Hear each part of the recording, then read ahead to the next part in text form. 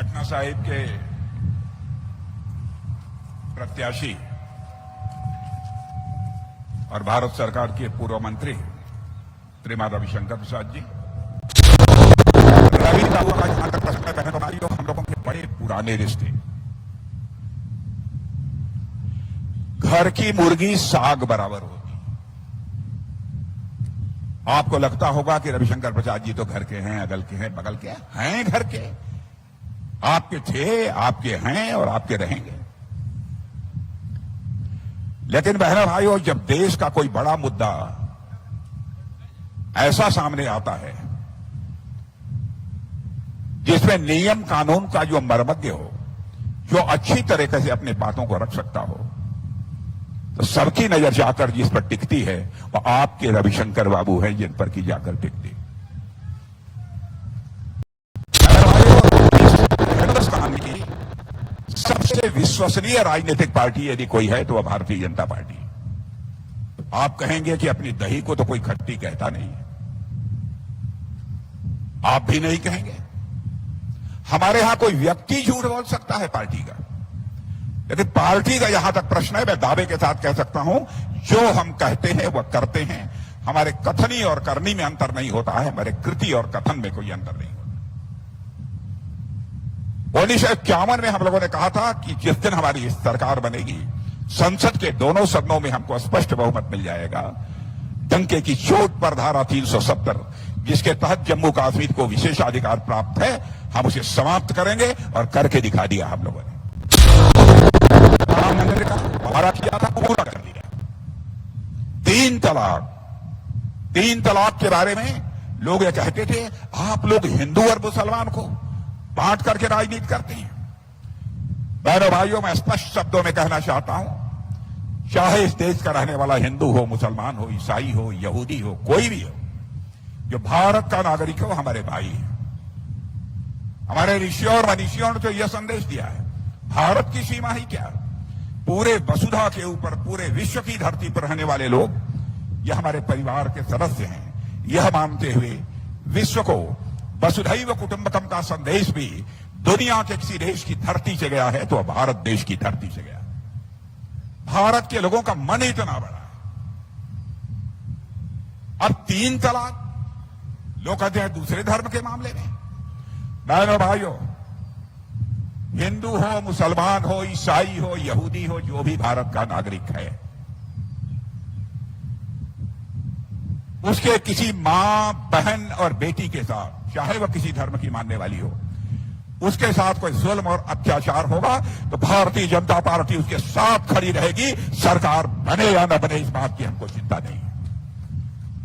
भारत ही दुनिया का अकेला देश है जिसने कहा है, यत्र नार्यास्तु पूज्यन्ते तत्र रमन्ते देवा। भारत ही ये बोलता है। तो हमने यदि तलाक की प्रथा को समाप्त कर दिया तो क्या अपराध किया? आप किसी से शादी करें, 3 दिन के बाद चलते चलते 3 बार तलाक तलाक तलाक करके छुट्टी कर दें, दुनिया की कोई देश बर्दाश्त कर ले, कोई राजनीतिक पार्टी भारत की बर्दाश्त कर ले, लेकिन भारतीय जनता पार्टी से किसी भी सूरत में बर्दाश्त नहीं करेगी। एक देश एक कानून की बात लंबे समय से हम लोग करते चले आ रहे हैं। आज मैं आपसे कहने आया हूं, बहनों भाइयों, हम सभी धर्म के लोगों के समान नागरिक संहिता हम लागू करेंगे सभी धर्मों पर। अलग अलग नियम कानून सबके लिए नहीं होने चाहिए, यह हम लोगों का संकल्प है। देश में बहुत सारे सुधार भी करने की आवश्यकता है, उस पर भी हमारी सरकार ने बहुत ही प्रभावी कदम उठाए हैं। छोटी सी बात है, आप देखते हैं लोकसभा का चुनाव हुआ, कितने साल के बाद आ जाएगा विधानसभा यहां का? लोकसभा का चुनाव हो रहा है, 2025 में विधानसभा, फिर आप लोग ऐसे ही आएंगे, बैठेंगे, समय बर्बाद होगा, देश का अतिरिक्त धन खर्च होता है। फैसला किया है कि हमारी गवर्नमेंट बनेगी तो 1 नेशन 1 इलेक्शन, इस सिस्टम को हम सारे देश भर में लागू करेंगे। एक देश तो एक चुनाव, विधानसभा और लोकसभा चुनाव साथ होंगे, यह हम लोगों का क्योंकि जिंदगी में हमने राजनीति की है तो जनता की आंखों में धूल झोंक कर कभी राजनीति नहीं की है। राजनीति की है तो बराबर जनता की आंखों में आंख डालकर राजनीति की है। हम आपको गुमराह करके आपका समर्थन हासिल नहीं करना चाहेंगे। हम लोगों ने अभी देखा होगा, आपने कई ऐसे प्रभावी कदम उठाए हैं। पंडित जवाहरलाल नेहरू का भी शासनकाल आपने देखा है, श्रीमती इंदिरा गांधी का भी देखा है, राजीव गांधी का भी देखा है, डॉक्टर मनमोहन सिंह जी का भी देखा है। सब ये कहते थे कि हम आएंगे, गरीबी को समाप्त करेंगे। लेकिन बहनों भाइयों, गरीबी समाप्त नहीं हुई।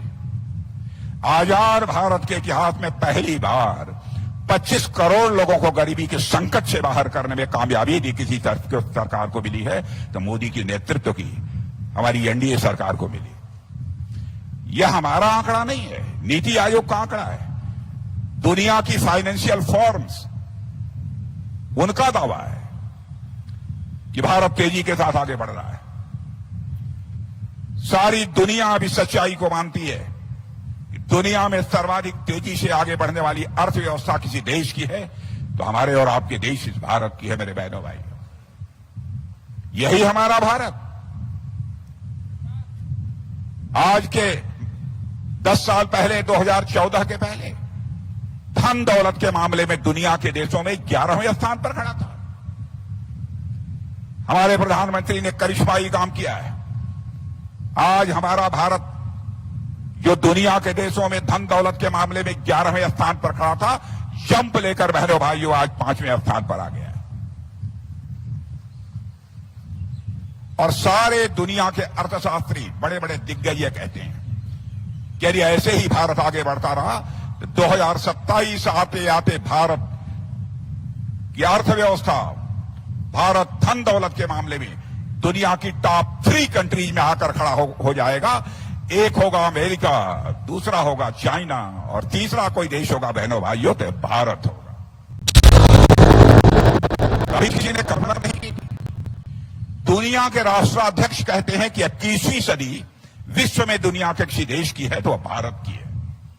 यह मैं नहीं कहता हूं, दुनिया के माने जाने ताकतवर देश कहते हैं कि 21वीं सदी विश्व में दुनिया के किसी देश की है तो भारत की है। यह भारत की ताकत है। भारत का कद अंतर्राष्ट्रीय जगत में बढ़ा है। पहले भारत अंतर्राष्ट्रीय मंचों पर कुछ बोलता था। हम लोग 25 वर्षों से विदेशों में जा रहे हैं। आप यहां के लोग भी विदेशों में होंगे, आप उनसे पूछिए 10 साल पहले दुनिया के देशों में भारत के प्रति क्या धारणा थी और आज दुनिया के देशों में भारत के प्रति क्या धारणा है। आप उनसे पूछिए, वह बतलाएं। मैं भी 25 साल पहले की दुनिया के कई मंचों पर बोल चुका हूं। संयुक्त राष्ट्र संघ में भी बोलने का मुझे अवसर प्राप्त हुआ है। पहले मैंने देखा भारत को जब बोलने का समय आता था तो बहुत सारे देशों के लोग उठकर चले जाते, भारत की बातों को कोई गंभीरतापूर्वक नहीं लेता था। लेकिन बहनों भाइयों, आज भारत अंतर्राष्ट्रीय मंचों पर कुछ बोलता है, सारी दुनिया कान खोलकर सुनती है कि भारत बोल क्या रहा है। यह भारत की हैसियत सारी दुनिया में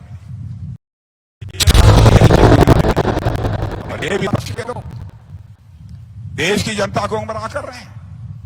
आरोप लगाते हैं कि अब हिंदू मुसलमान के आधार पर बांटकर, देश को बांटकर राजनीति करना चाहते हैं।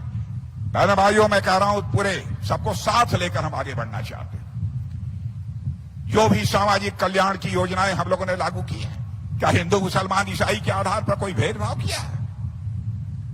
इनके पास मुद्दे नहीं है। देश की जनता को गुमराह करके जनता का यह समर्थन हासिल करना चाहते हैं। यह यहां पर हिंदू मुसलमान की बात करते हैं।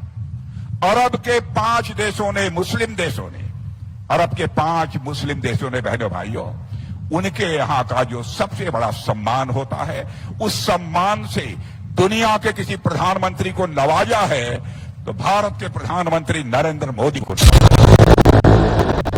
यह हैसियत है भारत की। इसलिए मैं आप लोगों से अपील करने के लिए आया हूं। मेरे पास एक चिट्ठी आ गई कि 5 बजे हो गया है, 10 मिनट में समाप्त कर।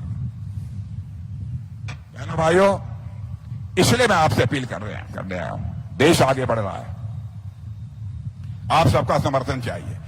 राहुल गांधी अभी कुछ दिनों पहले उन्होंने कहा कि मैं लंबे समय तक सिस्टम को देखता रहा हूं, क्योंकि हमने इंदिरा जी, उनकी दादी थी, वो भी प्रधानमंत्री थी, वहां भी मैं जाता था। हमारे पिताजी राजीव गांधी जी थे प्रधानमंत्री, तब भी मैं जाता था। डॉक्टर मनमोहन सिंह जी जब प्रधानमंत्री बने तब भी उनके घर जाता था। मैंने इस सिस्टम को बहुत ही नजदीक से देखा है। सिस्टम यह पिछड़ा विरोधी है, यह सिस्टम दलित विरोधी है। यानी उन्होंने स्वीकार कर लिया कि 52 वर्षों तक अखंड हुकूमत जिस कांग्रेस पार्टी ने की है, वह पूरी की पूरी सरकार ही दलित विरोधी थी, पिछड़ा विरोधी थी, सब विरोधी थी। स्वीकार कर लिया। गजब हाल है इनकी भी, राजकुमार की। मेरे भाइयों, अब जल्दी ही इनके भी दिन लगने वाले हैं। अब यहां पर आरजेडी का समझौता कर रखा है, लेकिन मैं बतलाना चाहता हूं, आरजेडी की लालटेन अब भभक रही है।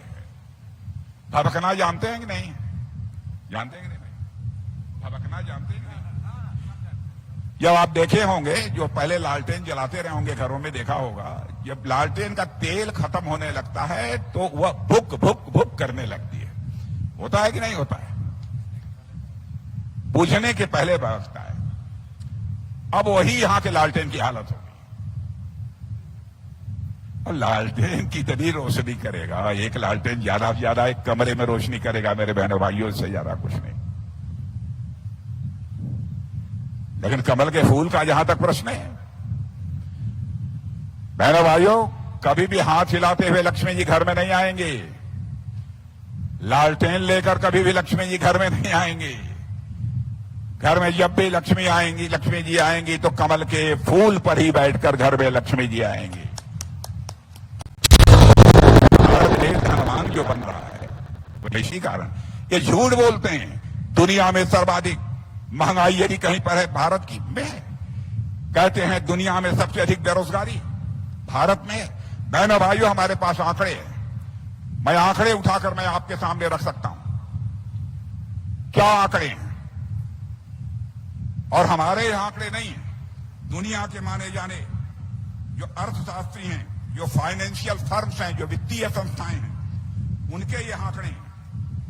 वह कहते हैं कि खाद्य महंगाई का जहां तक प्रश्न है, अमेरिका में 7.7% है, फ्रांस में 19% है। ध्यान से सुनिए, महंगाई अमेरिका में 7.7% है, फ्रांस में 19% है, ऑस्ट्रेलिया में 8.5% है, पाकिस्तान में 48% है मेरे बहनों भाई, ब्रिटेन में 19% है, जर्मनी में 8% है, जापान में 8.5% है, श्रीलंका में 21% है, भारत में 2.91% है मेरे बहनों भाइयों। यह मेरा आंकड़ा नहीं है, यह खाद्य महंगाई की मैं बात कर रहा हूं। बेरोजगारी के सवाल पर मैं कहना चाहूंगा, यह झूठ बोलते हैं। भाजपा सरकार में बेरोजगारी बढ़ी है और संगठित क्षेत्रों में भी बेरोजगारी के संकट को दूर करने में हम लोगों ने कामयाबी हासिल की है। मुद्रा लोन दिया, ऐसे कई प्रकार की चीजें दी है, डिटेल में नहीं जाना चाहूंगा। और कहते हैं भाजपा सरकार में महंगाई बढ़ गई, बेरोजगारी बढ़ गई।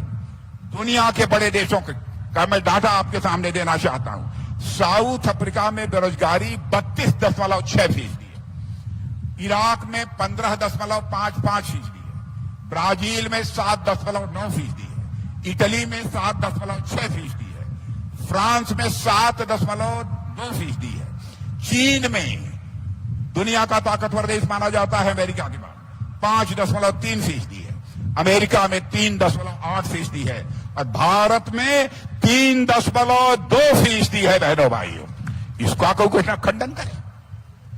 कब तक जनता की आंखों में धूल झोल कर आप राजनीति करोगे? इसलिए मैं कहने आया हूं बहनों भाइयों, आपका समर्थन, आपका विश्वास मिलना चाहिए। और हमारा रवि बाबू का जहां तक प्रश्न है, आप जानते हैं रवि बाबू जाएंगे तो केवल सांसद के रूप में नहीं रहते हैं, इनकी बहुत सारी भूमिकाएं हैं, बहुत सारी भूमिकाएं। भारत की राजनीति में आपके सांसद का एक कद है। इसलिए मैं कहूंगा सारे भेदभावों से उठकर हम लोगों को कमल के फूल का बटन दबाना चाहिए और भारतीय जनता पार्टी को विजय दिलानी चाहिए। मैं आश्वस्त हूं कि आप सबका समर्थन प्राप्त होगा। तो मैं बहुत जल्दी में हूं, इसलिए जल्दी में मैंने अपनी बातें आप लोगों के सामने रखी, नहीं तो हमारा उड़न खटोला यहां से टेक ऑफ नहीं कर पाएगा। इसलिए मैं क्षमा चाहूंगा आप सबसे इन्हीं शब्दों के साथ। तो आप लोगों ने मन बना लिया है ना रवि बाबू जिताने का, पक्का ना? एक बार हाथ उठाकर ताली बजा दीजिए तो मैं मान लो कि आप लोग। राजनाथ बाबू जिंदाबाद, राजनाथ बाबू जिंदाबाद। बहुत बहुत धन्यवाद।